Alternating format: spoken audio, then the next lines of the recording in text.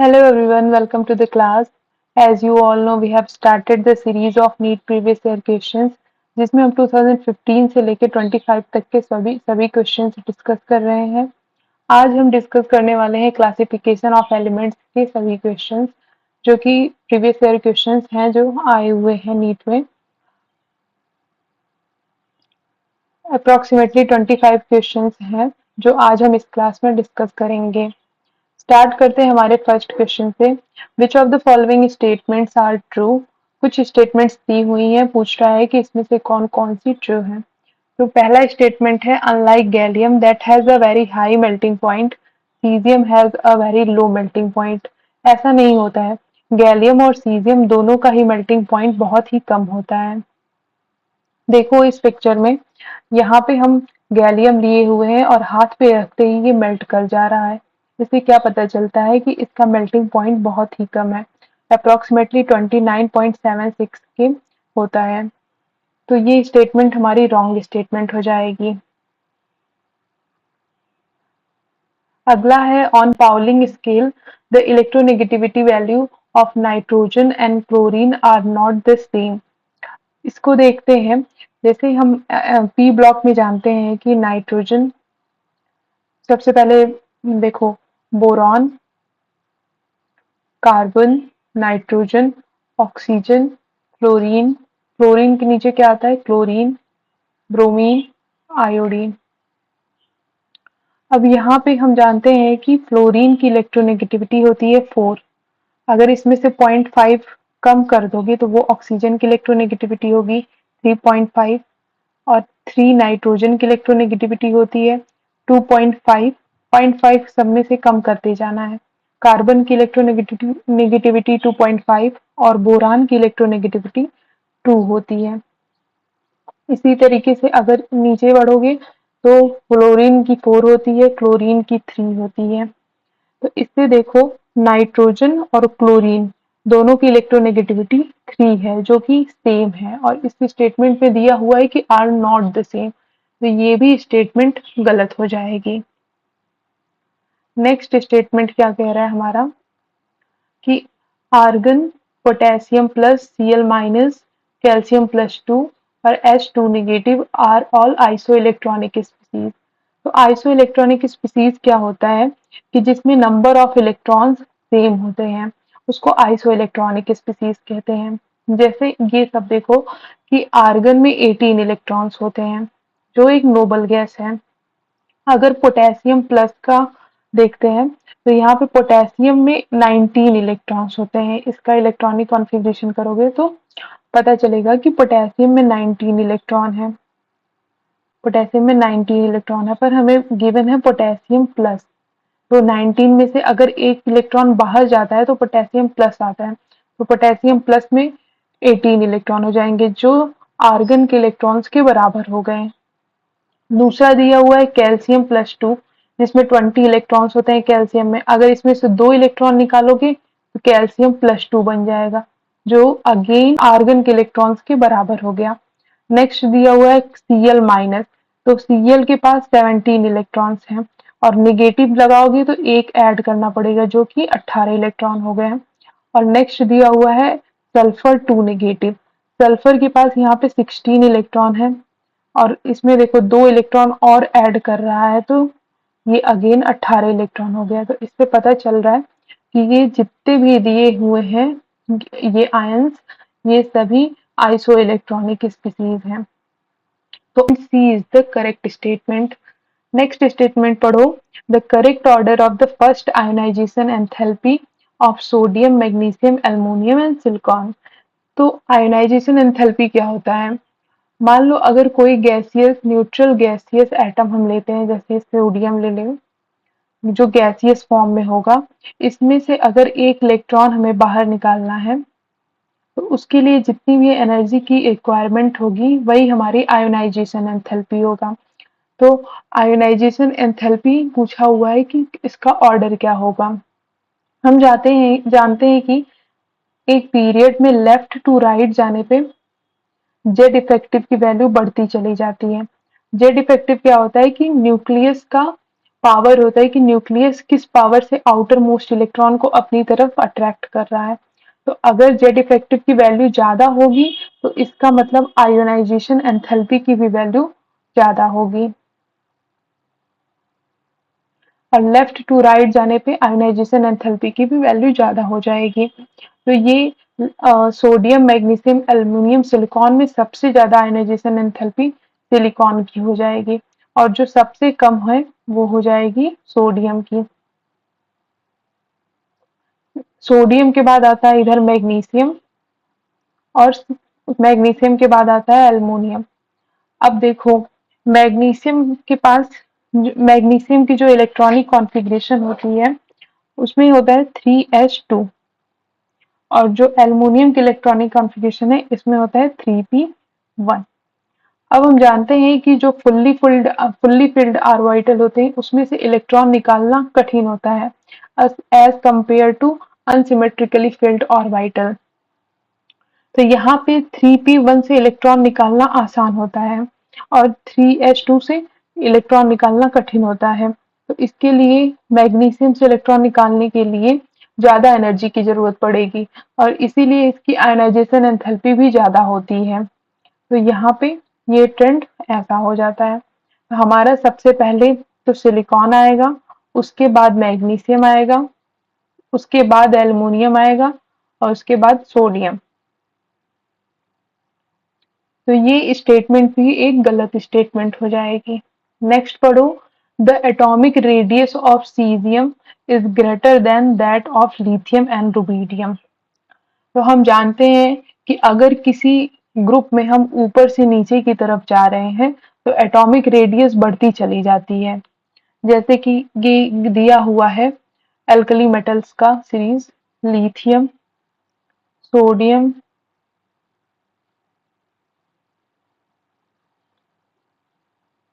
ये दिया हुआ है। तो इसमें अगर हम ग्रुप में ऊपर से नीचे चल जा रहे हैं तो इसकी रेडियस बढ़ती चली जा रही है। यहाँ पे किसका दिया हुआ है कि atomic radius of caesium, caesium के दिया हुआ है greater than lithium and rubidium, lithium और रुबिडियम से ज्यादा होगी। तो ये अभी हमने देखा कि एक करेक्ट स्टेटमेंट है। तो option statement C and E is the correct statement. C और ई किस ऑप्शन में दिया हुआ है? डी में। तो option D is our correct answer. I hope आपको ये समझ में आया होगा, एक ही क्वेश्चंस में इतने ढेर सारे कॉन्सेप्ट क्लियर हो गए हैं। नेक्स्ट क्वेश्चन है, which among the following electronic configuration belong to the main group elements. तो हम जानेंगे सबसे पहले कि मेन ग्रुप में कौन कौन से ब्लॉक्स आते हैं। तो मेन ग्रुप में पहला ब्लॉक है एस और दूसरा ब्लॉक है पी, इन दोनों को मिलाकर के मेन ग्रुप बोला जाता है। तो अगर हमारा आउटर मोस्ट इलेक्ट्रॉन जो है, आउटर मोस्ट इलेक्ट्रॉन जिस किसी भी सब सेल में जाता है वही उसका ब्लॉक होगा। जैसे कि अब देखो, इसमें 3s1, तो जो लास्ट वाला इलेक्ट्रॉन है ये एस सब सेल में जा रहा है, तो मतलब कि ये एस ब्लॉक एलिमेंट होगा। और देखो 3d3 4s1 4s2, तो इसमें लास्ट वाला इलेक्ट्रॉन डी में जा रहा है।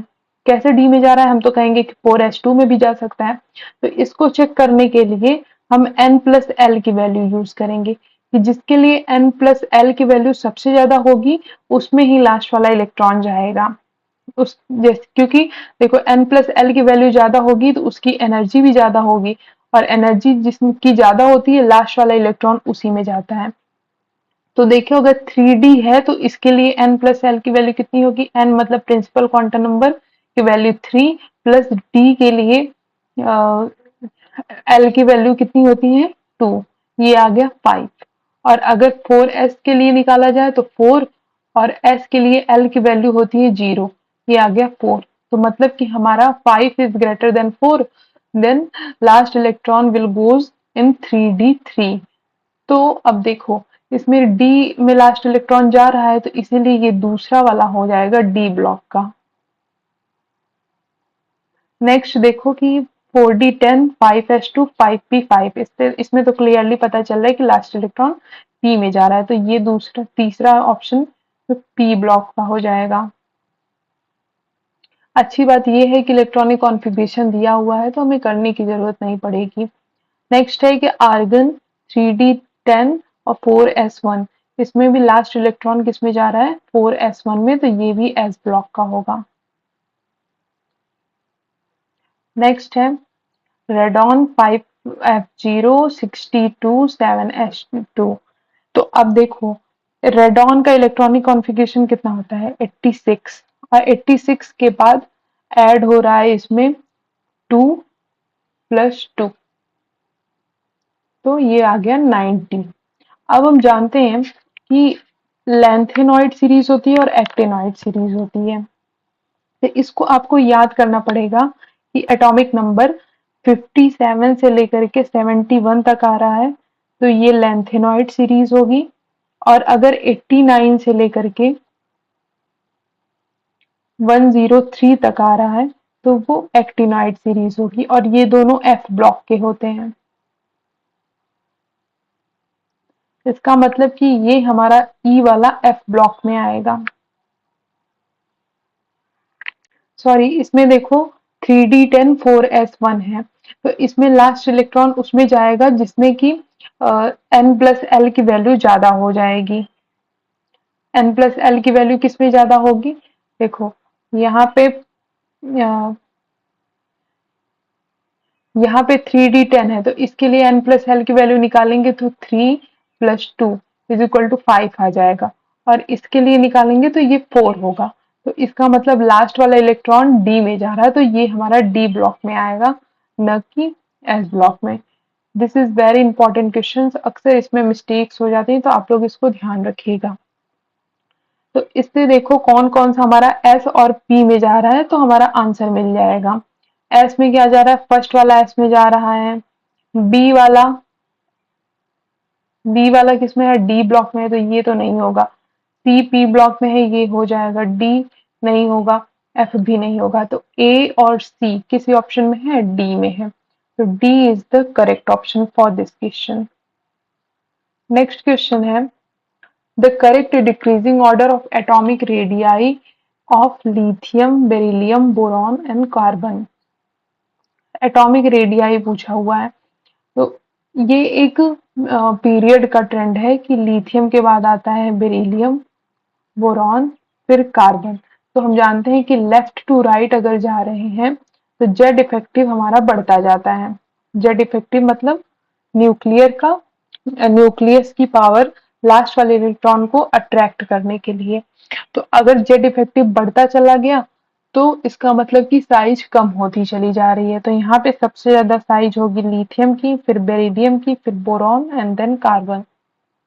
Option B is the correct option.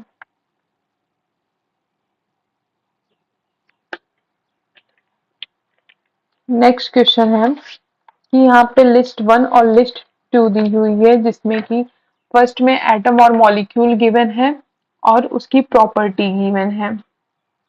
अब देखो नाइट्रोजन एटम पैरामैग्नेटिक है, कि most relative element in group 18 है, element with highest ionisation enthalpy in group 15 है, स्ट्रॉन्गेस्ट ऑक्सीडाइजिंग एजेंट है। तो नाइट्रोजन देखो सबसे पहली बात कि ये ग्रुप 15 का होता है, तो इससे हमारा ऑप्शन ये क्लियर हो जा रहा है। और हाईएस्ट आयोनाइजेशन एंथैल्पी क्यों होता है, क्योंकि हम नाइट्रोजन में जानते हैं कि 2p3 कॉन्फ़िगरेशन होता है, जो कि एक हाफ फिल्ड कॉन्फ़िगरेशन है। Half filled configuration stable configuration होती है, तो इसमें से इलेक्ट्रॉन को बाहर निकालने के लिए ज्यादा एनर्जी की आवश्यकता होगी, इसीलिए इसकी आयोनाइजेशन एंथैल्पी की वैल्यू भी ज्यादा हो जाएगी। तो ए का हो जाएगा 3, ए का 3 फर्स्ट में दिया है, तो ये हो सकता है। ए का 1 नहीं होगा, ए का 2 नहीं होगा, डी ऑप्शन भी हो सकता है। अब बी वाला देख लो कि फ्लोरीन सब लोग जानते हैं कि स्ट्रॉन्ग ऑक्सीडाइजिंग एजेंट होता है। क्यों ऑक्सीडाइजिंग एजेंट, मतलब कि दूसरे को ऑक्सीडाइज करेगा, खुद रिड्यूस होगा। अगर खुद रिड्यूस होगा तो इलेक्ट्रॉन को एक्सेप्ट कर लेगा और ये F- में कन्वर्ट हो जाता है। अब F माइनस फ्लोरीन की सबसे हाईएस्ट स्टेबल स्टेट होती है, क्योंकि ये इसमें नोबेल गैस की इलेक्ट्रॉनिक कॉन्फ़िगरेशन प्राप्त कर लेता है, तो इसीलिए फ्लोरीन स्ट्रॉन्ग ऑक्सीडाइजिंग एजेंट होगा। तो बी का 4 हो जाएगा। बी का सेकंड दिया हुआ है, ए ऑप्शन नहीं होगा, बी का 4, ये D is the correct option. आगे देख लो कि ऑक्सीजन मॉलिक्यूल क्या दिया हुआ है, पैरामैग्नेटिक होता है। पैरामैग्नेटिक क्यों? कि इसमें जो इलेक्ट्रॉन्स होते हैं वो अनपेयर्ड होते हैं। जैसे कि अगर ऑक्सीजन का इलेक्ट्रॉनिक कॉन्फ़िगरेशन करोगे तो 1s2, 2s2, 2p4, इसमें इलेक्ट्रॉन्स जो हैं वो अनपेयर्ड हैं। दो अनपेयर्ड इलेक्ट्रॉन प्रेजेंट है, इसीलिए ये एक पैरामैग्नेटिक स्पीसीज हो गया। नेक्स्ट है xenon atom. Xenon atom most reactive element in group 18। Relative नहीं, यहाँ पे रिएक्टिव होगा, क्योंकि हम देखते हैं ग्रुप 18 में केवल जेनॉन के ही ढेर सारे कंपाउंड, जैसे कि एक्जीएफ6 हुआ, एक्जीओ3 हुआ, एक्जीओ2F2 हुआ, ये सभी कंपाउंड्स किसके देखते हैं, जेनॉन के। और किसी के हमें इतने ज्यादा कंपाउंड्स देखने को नहीं मिलते, इसलिए most reactive element in group 18 is xenon हो जाएगा। Option D is the correct option. हमने पहले ही देख लिया है ये चीज। आई होप आपको ये समझ में आया होगा। बढ़ते हैं हमारे नेक्स्ट क्वेश्चन पे।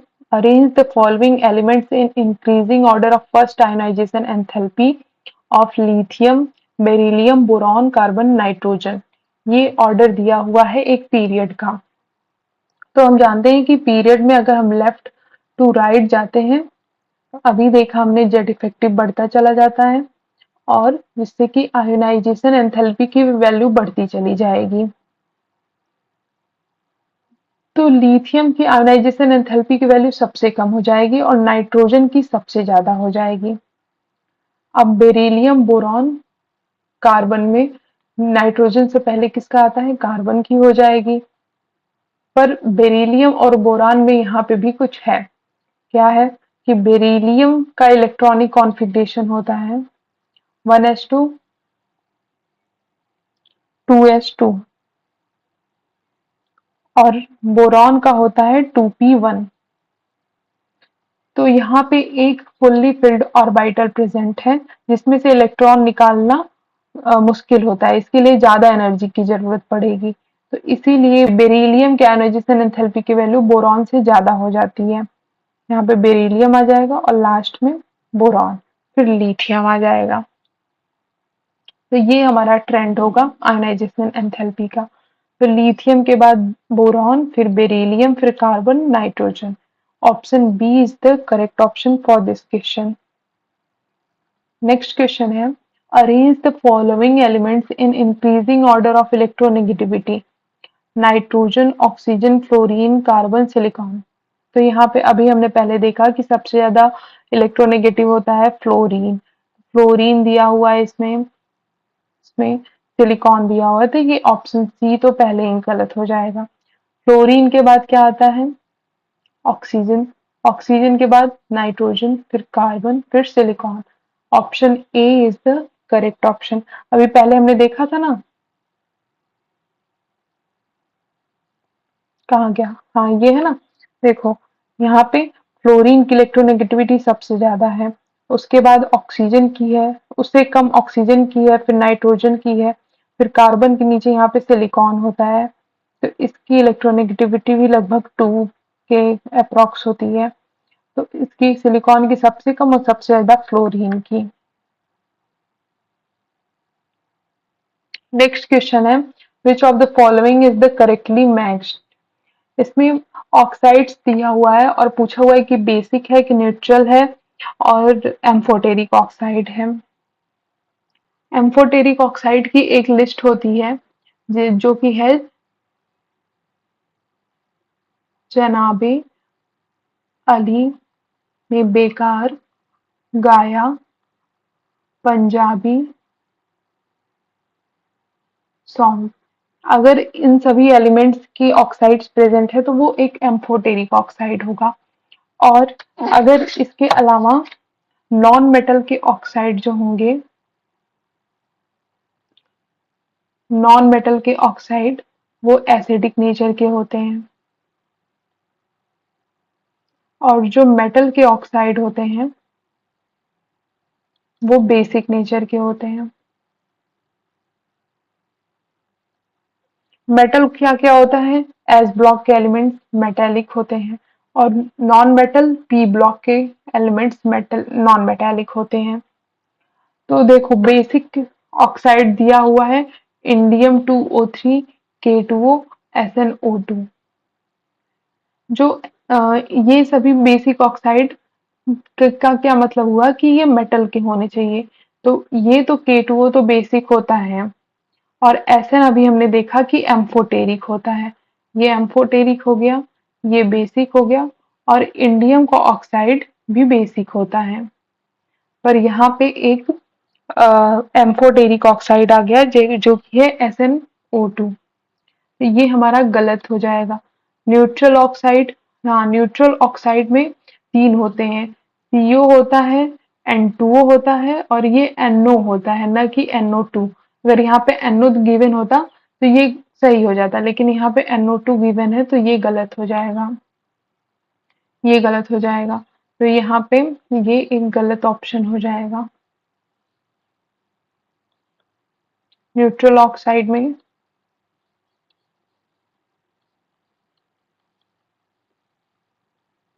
CO, NO, N2। नेक्स्ट है एसिडिक ऑक्साइड। तो एसिडिक नॉन मेटल्स के ऑक्साइड एसिडिक होते हैं। यहाँ पे Mn2O7 दिया है, SO2 दिया हुआ है, टेलेनियम O3 दिया हुआ है। Mn2O3 देखो Mn+7 की स्टेट में है यहाँ पे। अगर ये वाटर से रिएक्ट कर रहा है, यहाँ पे हम लिखते हैं कि अगर Mn2O7 reacts with water to form permanganic acid HMnO4, ये एक एसिड को फॉर्म कर रहा है, इसका मतलब कि ये एक एसिडिक ऑक्साइड है। SO2 एक नॉन मेटल का ऑक्साइड है, अगेन एसिडिक है, और टेलेनियम भी एक नॉन मेटल होता है, तो ये एसिडिक ऑक्साइड तीनों हो गए। तो option C is the correct option.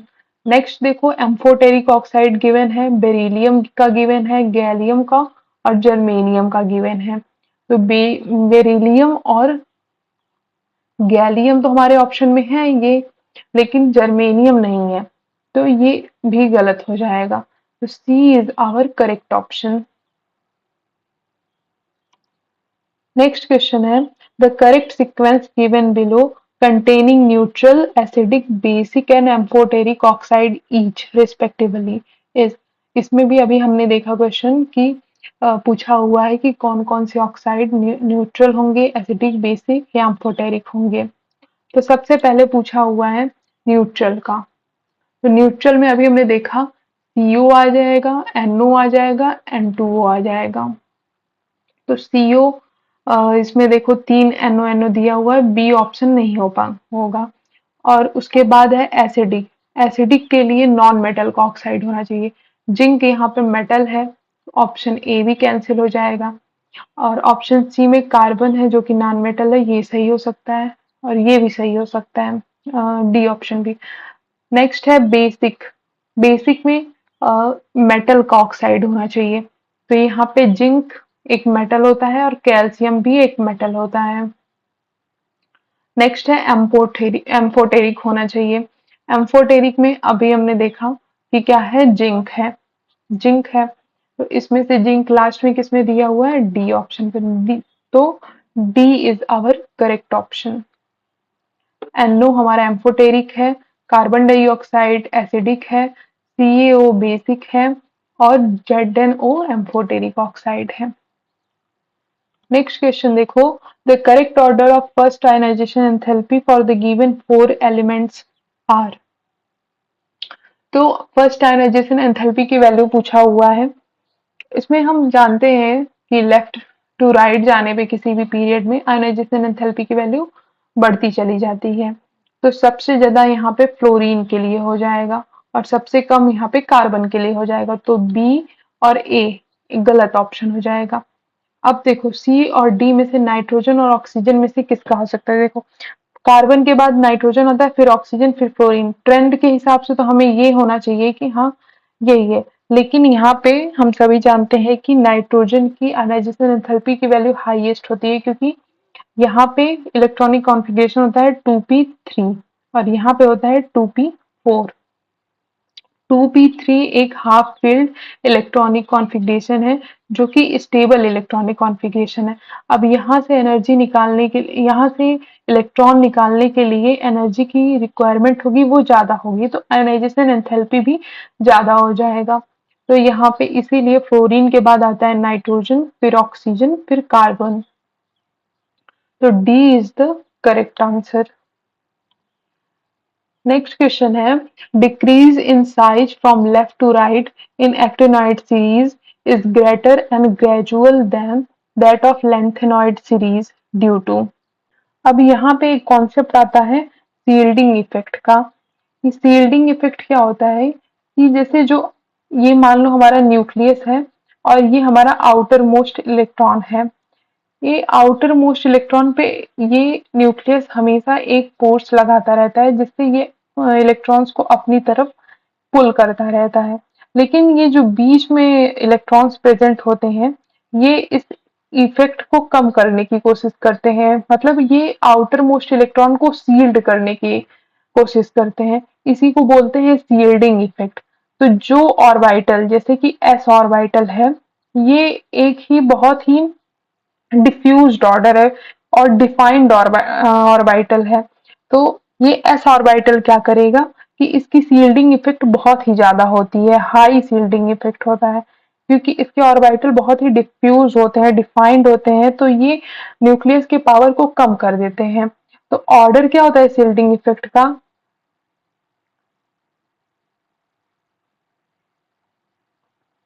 Shielding effect का ऑर्डर हो गया एस का सबसे ज्यादा, फिर बी, फिर डी और लास्ट में एफ आता है। और एफ में भी 4f की सील्डिंग इफेक्ट ज्यादा होती है एज कंपेयर टू 5f के। सील्डिंग इफेक्ट को तुम और एक तरीके से समझ सकते हो कि मान लो क्लासरूम में यहाँ पे टीचर लेक्चर दे रहे हैं, और यहाँ पे सभी स्टूडेंट बैठे हुए हैं तो एक रो में। तो इससे अगर मान लो टीचर्स कुछ भी बोल रहे हैं, तो उनकी वॉइस लास्ट वाले स्टूडेंट तक पहुंचने से पहले ये सभी स्टूडेंट सुनते हैं। तो लास्ट तक पहुंचते उनकी वॉइस कम हो जाती है।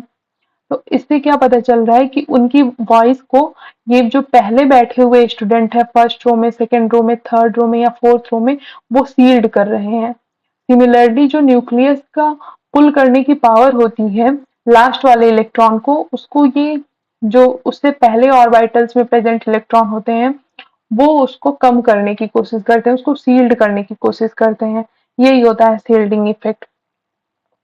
तो जो 5f ऑर्बिटल है पुअर सील्डिंग इफेक्ट, कि 5f ऑर्बिटल की सील्डिंग इफेक्ट बहुत ही कम होती है, जिसकी वजह से जो इलेक्ट्रॉन का पुलिंग पावर होती है लास्ट वाले इलेक्ट्रॉन पे, वो ज्यादा होती है। तो एक्टिनॉइड सीरीज में क्या होता है कि 5f ऑर्बिटल प्रेजेंट होते हैं, जो कि इलेक्ट्रॉन्स को सील्ड नहीं कर पाते हैं। अब सील्ड नहीं कर पाएंगे तो उनकी साइज में जो वेरिएशन होगा, वो एक कंटिन्यू वेरिएशन होगा, मतलब ज्यादा वेरिएशन नहीं होगा। क्या लिखा हुआ है कि लेफ्ट टू राइट जाते हैं, greater and gradual then in lanthanoid series.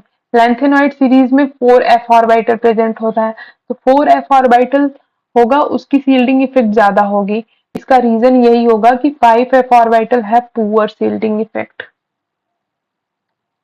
Next question देखो, fluorine is a stronger oxidizing agent than chlorine because fluorine fluorine bond has a low enthalpy of dissociation. ये एक करेक्ट स्टेटमेंट है, क्योंकि अगर fluorine fluorine bond टूटता है तो उसके लिए बहुत ही कम एनर्जी की रिक्वायरमेंट होती है, क्योंकि ये टूटते ही F माइनस बना लेता है, जो कि एक इलेक्ट्रॉनिक नोबल गैस कॉन्फ़िगरेशन है। तो इसको आसानी से ब्रेक किया जा सकता है। तो अगर ये F माइनस बना रहा है तो मतलब ये इलेक्ट्रॉन को एक्सेप्ट कर रहा होगा, इलेक्ट्रॉन को एक्सेप्ट करके F माइनस बना रहा है, मतलब कि ये रिड्यूस हो रहा है, दूसरे को ऑक्सीडाइज करेगा, इसीलिए ये एक रीजन हुआ कि स्ट्रॉन्गर ऑक्सीडाइजिंग एजेंट होने का फ्लोरीन के। नेक्स्ट है fluorine ion has high hydration enthalpy. जैसे कि अगर मान लो हम फ्लोरीन आयन को F माइनस को वाटर के साथ रिएक्ट कर रहा है तो इसकी जो हाइड्रेशन एंथैल्पी होगी वो बहुत ही ज्यादा होगी, क्योंकि ये इसके साथ आयन डाइपोल इंटरेक्शन करता है जिसकी वजह से large amount of energy will released. तो अट्रैक्शन हो रही है, अट्रैक्शन से एनर्जी रिलीज होगी, जो कि अगेन एक रीजन है F माइनस फॉर्म होने का, और ये रीजन हुआ स्ट्रॉन्ग ऑक्सीडाइजिंग एजेंट होने का। तो B is also the correct statement. The electron gain enthalpy of fluorine is less negative than chlorine। ये एक गलत स्टेटमेंट है। Fluorine has a very small size. ये तो सही है कि स्मॉल साइज होता है फ्लोरीन का, लेकिन ये कोई रीजन नहीं हुआ स्ट्रॉन्ग ऑक्सीडाइजिंग एजेंट होने का। तो D is also the wrong statement. तो ए और बी हमारा सही स्टेटमेंट है। ए और बी ओनली बी ऑप्शन में है, तो B is the correct option. Next question है the first ionization enthalpies of elements X and Y are 419 kilojoule mole inverse and 590 kilojoule mole inverse respectively, and the second ionization enthalpy of X and Y are 3069 kilojoule mole inverse and 1145 kilojoule mole inverse respectively। The correct statement पूछा हुआ है कि X और Y alkali earth metal होंगे या एक alkali earth metal होगा और दूसरा एल्कली मेटल होगा। तो देखो यहाँ पे X के लिए पहले दिया हुआ है कि जो फर्स्ट आयनाइजेशन एंथैल्पी है वो 419 है, और जो सेकंड आयनाइजेशन एंथैल्पी है वो है 3069। ऐसे ही Y के लिए दिया हुआ है, फर्स्ट आयनाइजेशन एंथैल्पी की वैल्यू दिया है 590 एंड सेकंड के लिए दिया है 1145 किलोजूल मोल इनवर्स। अब इसमें देखो कि जो 419 से अगर फर्स्ट आयनाइजेशन एंथैल्पी 419 है और सेकंड पे जाते ही एक ड्रेस्टिक चेंज हुआ है, मतलब कि यहाँ पे आयोनाइजेशन एंथैल्पी की वैल्यू बहुत ही ज्यादा रिक्वायरमेंट हुई है लास्ट वाले इलेक्ट्रॉन को निकालने के लिए। इसका मतलब क्या है कि फर्स्ट आयोनाइजेशन एंथैल्पी के बाद वो एक इलेक्ट्रॉनिक वो जो एलिमेंट होगा वो नोबेल गैस कॉन्फ़िगरेशन को प्राप्त कर लेगा। अब नोबेल गैस के लिए जब सेकंड को निकालोगे इलेक्ट्रॉन तो उसके लिए बहुत ही ज़्यादा एनर्जी की रिक्वायरमेंट होगी। क्यों? क्योंकि वो एक स्टेबल कॉन्फ़िगरेशन है। तो इसका मतलब ये हुआ कि ये कहीं न कहीं इसकी कॉन्फ़िगरेशन ns1 रही होगी, क्योंकि अगर ns1 है तो एक इलेक्ट्रॉन निकाले और ये आ गया np6 पे, n-1 p6 पे, n-1 p6 पे आ गया, जो कि नोबेल गैस कॉन्फ़िगरेशन हुआ। तो इससे पता चलता है कि ns1 किसका होता है? एल्कली मेटल का होता है। एल्कली मेटल का, तो X is our alkali metal. ऐसे ही Y में क्या है कि देखो इसमें ज्यादा फर्क नहीं है, लगभग ये 2 टाइम्स है इसका। तो ये रहा होगा NH2 इलेक्ट्रॉनिक कॉन्फ़िगरेशन रहा होगा, क्योंकि अगर मान लो एक इलेक्ट्रॉन निकाले तो ये हो गया NS1, तो 590 रहा होगा, फिर एक और इलेक्ट्रॉन निकालोगे तो 1145 हो गया होगा। तो Y जो होगा वो एक एल्कली अर्थ मेटल होगा, alkali earth metal. X is the alkali metal and Y is the alkaline earth metal. तो B is the correct option. Next question है the IUPAC name of an element with atomic number 119 is। तो हम जानते हैं कि कुछ digit होते हैं जिनके नेम IUPAC में गिवन है, जैसे कि फर्स्ट अगर मान लो डिजिट है 0, 1, 2, 3, 4, 5, 6, 7, 8 एंड 9। तो 0 के लिए जो IUPAC नेम गिवन है उसको बोलते हैं nil, un, bi, tri, tetra and so on ऐसे ही बोलते चले जाते हैं। और 9 के लिए बोलते हैं इन। तो हमें क्या करना है कि जितने भी यहाँ पे डिजिट गिवन है उसका नाम इसमें से देख करके लिखते जाओगे। टेट्रा के बाद यहाँ पे पेंटा होता है, पूरा मैं लिख देती हूँ, पेंटा, हेक्सा, ये पेंटा नहीं पेंट होता है,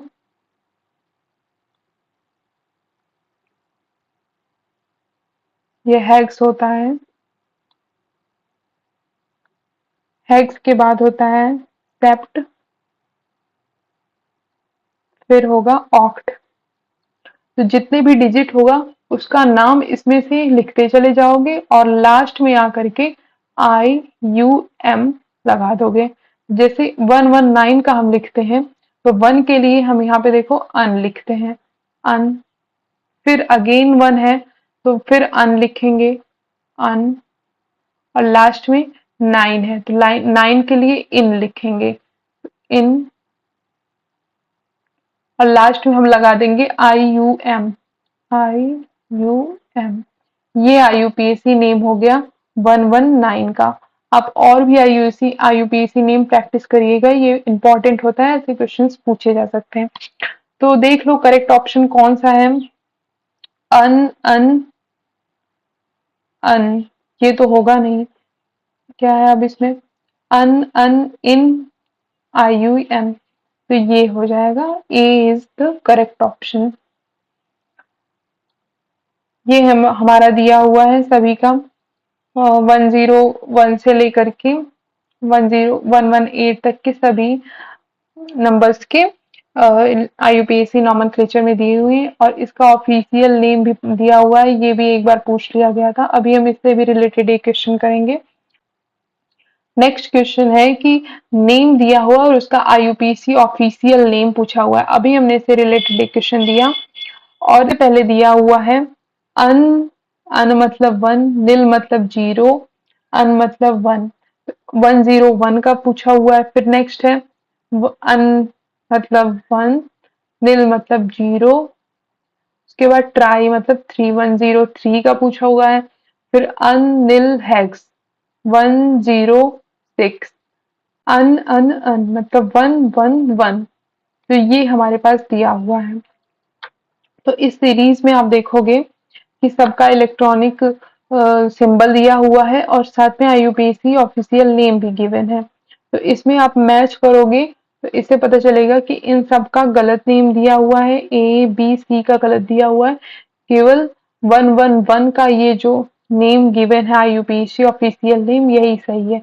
तो option D is the correct answer. Next question है कि ऑक्साइड्स दिया हुआ है और उसका नेचर पूछा हुआ है कि क्या होगा। सबसे पहले है CO। अभी हमने पढ़ा कि CO एक न्यूट्रल होता है तो CO का सेकंड हो जाएगा। CO का सेकंड में गिवन है, ये हो सकता है, थर्ड नहीं हो सकता, फोर्थ नहीं हो सकता, ए नहीं, 1 नहीं हो सकता। CO का सेकंड, इससे एक ही ऑप्शन से हमें आंसर पता चल गया कि ए इज आवर करेक्ट ऑप्शन। उसके बाद दिया हुआ है बेरिलियम का। बेरिलियम का बेसिक बेसिक हो जाएगा क्योंकि ये एक मेटल का ऑक्साइड है। फिर उसके बाद है एल्युमिनियम, इसका एम्फोटेरिक हो जाएगा। और फिर क्लोरीन का है तो इसका एसिडिक हो जाएगा। इस क्वेश्चन को हमने पहले सॉल्व कर लिया है। तो बढ़ते हैं हमारे नेक्स्ट क्वेश्चन पे। For the second period elements the correct increasing order of first ionization enthalpy is. तो इस क्वेश्चन को भी हमने दो क्वेश्चन की तरह से सॉल्व कर लिया था पीछे, कि हम अभी अभी हमने देखा कि लिथियम के बाद बेरिलियम और फिर बोरॉन ऐसा नहीं होता है। लिथियम के बाद पहले बोरॉन आता है, उसके बाद बेरिलियम होता है।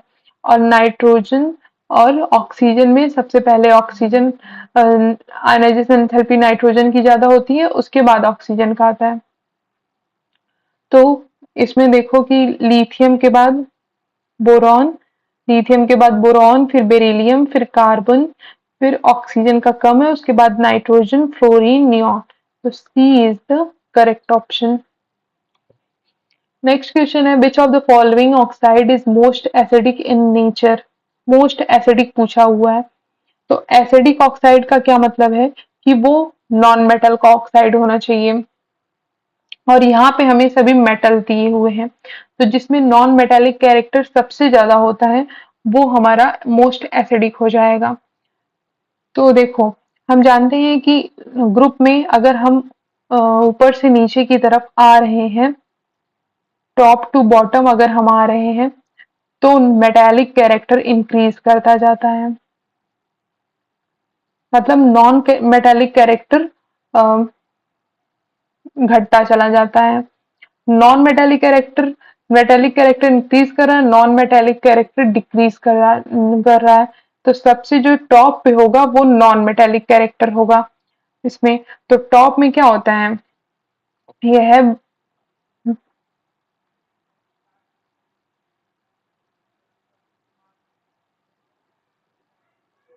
तो यहाँ पे सबसे टॉप पे आ रहा है बेरिलियम। तो बेरिलियम में नॉन मेटालिक कैरेक्टर सबसे ज्यादा होगा। तो इसका जो ऑक्साइड, वैसे ये मेटल ही है लेकिन इन सब में नॉन मेटेलिक कैरेक्टर बेरिलियम में ही सबसे ज्यादा होगा। तो इसका ऑक्साइड जो होगा वो एसिडिक नेचर का होगा। तो BeO एसिडिक नेचर का होता है। तो ये BeO is the correct option. बल्कि अभी हमने देखा कि BeO एसिडिक नहीं होकर के एम्फोटेरिक होता है, एम्फोटेरिक होता है, क्योंकि ये एक मेटल है और मेटल का तो बेसिक होना चाहिए लेकिन ये एसिडिक शो करता है। तो ये हमेशा एम्फोटेरिक, मतलब एसिड और बेस के बीच में एम्फोटेरिक नेचर शो करता है। नेक्स्ट क्वेश्चन है, the correct order of atomic radii in group 13 elements is. तो अगर किसी भी ग्रुप में अगर ऊपर से नीचे की तरफ हम जा रहे हैं तो जो एटॉमिक रेडियस है वो बढ़ता चला जाता है, लेकिन इसमें कुछ एक्सेप्शन होता है। जैसे कि अब देखो, बोरॉन, एल्युमिनियम, इंडियम, लास्ट में थैलियम। अगर ऐसे हम जा रहे हैं तो रेडियस जो हमारा इंक्रीज करेगा। लेकिन यहाँ पे एक एक्सेप्शन आता है जिसे बोलते हैं डी कॉन्ट्रैक्शन, या इसको हम बोलते हैं स्कैंडिड कॉन्ट्रैक्शन।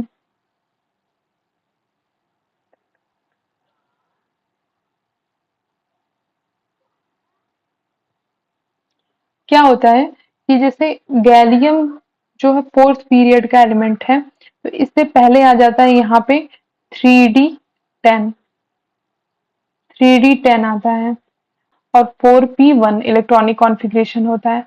एल्युमिनियम का इलेक्ट्रॉनिक कॉन्फ़िगरेशन में 3p1 होता है, इससे पहले कोई भी डी इलेक्ट्रॉन नहीं होता है। और बोरॉन में भी 2p1 होता है, इससे पहले भी कोई डी इलेक्ट्रॉन्स नहीं होते हैं। पर गैलियम से पहले यहाँ पे डी इलेक्ट्रॉन्स आ गए। अब डी इलेक्ट्रॉन्स आने की वजह से, अभी हमने पहले पढ़ा कि डी इलेक्ट्रॉन्स जो होंगे वो कम शील्डिंग इफेक्ट शो कर पाएंगे, क्योंकि इससे पहले तो यहाँ पे 2s2p है, उनकी शील्डिंग ज्यादा है। अचानक से डी 3D ऑर्बिटल आ गया है जिसकी शील्डिंग कम होती है। अब शील्डिंग कम होगा तो मतलब साइज में कॉन्ट्रैक्शन होगा, और एल्युमिनियम की साइज गैलियम की साइज से ज्यादा हो जाएगी। हमें तो ऐसा पता है कि हमें ऊपर से नीचे जाने पर साइज बढ़ती जाती है, यही आइडियल है। लेकिन यहाँ पे डी कॉन्ट्रैक्शन हो जाता है और एल्युमिनियम की साइज ज्यादा हो जाती है गैलियम से। तो इससे ये हो जाएगा कि ये ट्रेंड चेंज हो जाएगा। तो सबसे ज्यादा साइज होगी यहाँ पे Tl की, फिर In की, फिर एल्युमिनियम, फिर गैलियम, और देन बोरॉन की सबसे कम साइज हो जाती है। B is our correct option. The element Z, इसका इलेक्ट्रॉनिक कॉन्फ़िगरेशन गिवन है 114, has been discovered recently. It will belong to the which of the following family, group or electronic configuration? तो इसमें देखो 114 है, तो इसका मतलब ये है कि ये एक F ब्लॉक का एलिमेंट होगा। अब F ब्लॉक के एलिमेंट में हम रेडॉन का जानते हैं, इसकी इलेक्ट्रॉनिक कॉन्फ़िगरेशन होती है, इसका एटॉमिक नंबर होता है 86। 86 कैसे होता है, देखो नोबेल गैस कितने होते हैं, helium, neon, argon, krypton, xenon, radon. अब हीलियम का इलेक्ट्रॉनिक कॉन्फ़िगरेशन 2 होता है, इसमें 8 ऐड करेंगे, तो ये 10 हो गया। इसमें 8 ऐड करेंगे 18 हो गया। इसमें 18 ऐड करेंगे तो 36 हो गया इलेक्ट्रॉनिक एटॉमिक नंबर। इसमें 18 ऐड करेंगे 54 हो गया और इसमें 32 ऐड करेंगे तो ये 86 हो गया इसका इलेक्ट्रॉनिक एटॉमिक नंबर। अब एटॉमिक नंबर इसका 86 है। अब 86 के बाद हमें कितना और चाहिए कि 114 कंप्लीट हो जाए। तो देखो 86 के बाद 14 ऐड करेंगे तो कितना हो जाएगा 0 और ये 100 हो जाएगा। उसके बाद 10 और ऐड किए तो 110 हो जाएगा। उसके बाद 4 ऐड हुआ है तो +4 ये आ गया 114। तो इसका मतलब यही हमारा पहला ऑप्शन ही करेक्ट है कि जो Z = 114 है इसका electronic configuration 5f14 6010 7s2 7p2 होगा। नेक्स्ट क्वेश्चन है the species argon K plus calcium +2 contain the same number of electrons. पहले हमने क्वेश्चन कर चुका है कि इसके नंबर ऑफ इलेक्ट्रॉन सेम है, आइसो इलेक्ट्रॉनिक स्पीसीज है। तो क्या है कि in which order do their atomic radii मतलब एटॉमिक रेडियाई इंक्रीजेस। तो अब देखो हम जानते हैं कि जो एटॉमिक रेडियस का ऑर्डर होता है सबसे ज्यादा एनायन के लिए होता है, उसके बाद न्यूट्रल एटम के लिए होता है, उसके बाद कैटायन के लिए होता है। अब इसमें देखो एनायन तो कहीं पे प्रेजेंट है नहीं तो पहले न्यूट्रल का होगा उसके बाद कैटायन का होगा। तो न्यूट्रल में आर्गन प्रेजेंट है, उसके बाद कैटायन में क्या है कैल्शियम +2 भी प्रेजेंट है और पोटेशियम +2 भी प्रेजेंट है। पोटेशियम +1 प्रेजेंट है। तो जिसके ऊपर पॉजिटिव चार्ज जितना ज्यादा उसकी एटॉमिक रेडियस उतनी ही कम, क्योंकि जो रेडियस होता है वो पॉजिटिव चार्ज के इनवर्सली प्रोपोर्शनल होता है और जो निगेटिव चार्ज के डायरेक्टली प्रोपोर्शनल होता है। तो कैल्शियम +2 का सबसे कम हो जाएगा और पोटेशियम +1 का ज्यादा होगा रेडियस। तो ये हमारा ट्रेंड हो जाएगा कि सबसे ज्यादा आर्गन का, फिर K+ का, फिर कैल्शियम +2 का। Option A is the correct option. Next question है which of the following order of ionic radii is correctly represent. यहाँ भी सेम उसी तरीके से है कि सबसे ज्यादा आयनिक रेडियस एनायन का होती है, एनायन के बाद न्यूट्रल की, उसके बाद कैटायन की। तो ऑप्शन ए में सबसे ज्यादा एनायन की दी हुई है, फिर न्यूट्रल की, फिर कैटायन की। यहाँ पे कैटायन की सबसे पहले दी हुई है तो ये गलत हो जाएगा। यहाँ पे एनायन की दी हुई है लेकिन F2 नेगेटिव की ज्यादा होनी चाहिए थी, तो ये भी गलत हो जाएगा और ये भी गलत हो जाएगा। नेक्स्ट क्वेश्चन है, तो ये हमारे सभी क्वेश्चंस थे। आई होप आपको ये सीरीज पसंद आ रही हो। अगर पसंद आ रही हो तो चैनल को सब्सक्राइब कर सकते हैं जिससे आप नई वीडियो से अपडेटेड रहें।